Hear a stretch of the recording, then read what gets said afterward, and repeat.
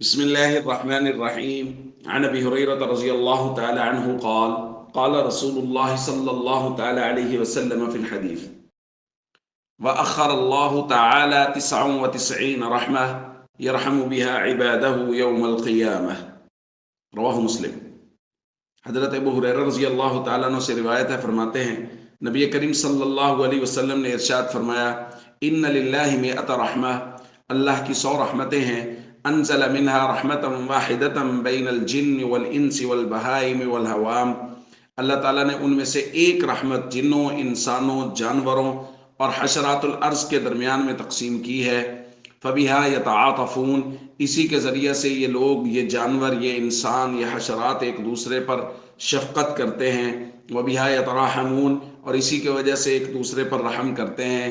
وَبِهَا تَعْطِفُ الْوَحْشُ عَلَى وَلَدِهَا، اور اسی کی وجہ سے جنگلی وحشی جانور اپنے بچوں پر شفقت کرتے ہیں۔ حضور نے فرمایا وَأَخَّرَ اللَّهُ 99 رحمہ، اور یہ آج ہم نے الفاظ پڑھے کہ اللہ نے 99 رحمتیں وہ مؤخر کر رکھی ہیں، یرحم بها عبادہ یوم القیامہ، کہ ان 99 رحمتوں کے ذریعے قیامت والے دن اللہ اپنے بندوں پر رحم فرمائے گا۔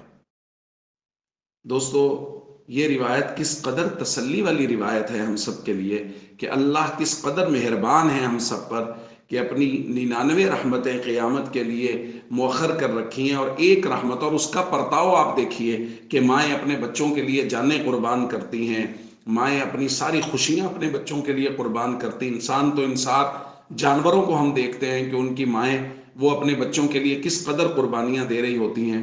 تو جب ایک رحمت جن میں تقسیم ہوئی ہے پوری کائنات میں، تو ایک رحمت کا پرتاؤ ہم دیکھ رہے ہیں وہ کس قدر شدید ہے۔ تو جب 99 رحمتوں کے ذریعے اللہ ہم پر رحم فرمائے گا تو پھر کتنی ہی رحمتیں اور برکتیں ہوں گی۔ تو اس لیے ہمیں اللہ کی ان تمام مہربانیوں کا شکر گزار ہونا چاہیے، اللہ سے محبت کریں، اللہ سے پیار کریں، اللہ کے لیے راتوں کو اٹھ اٹھ کے اللہ کی شکر گزاری کے لیے آنسو بہائیں کہ اللہ آپ نے ہم پر اتنی کرم نوازی دنیا میں بھی کر رکھی ہے اور آخرت میں بھی ہمارے لیے اتنی رحمتیں رکھی ہیں۔ السلام علیکم ورحمۃ اللہ وبرکاتہ۔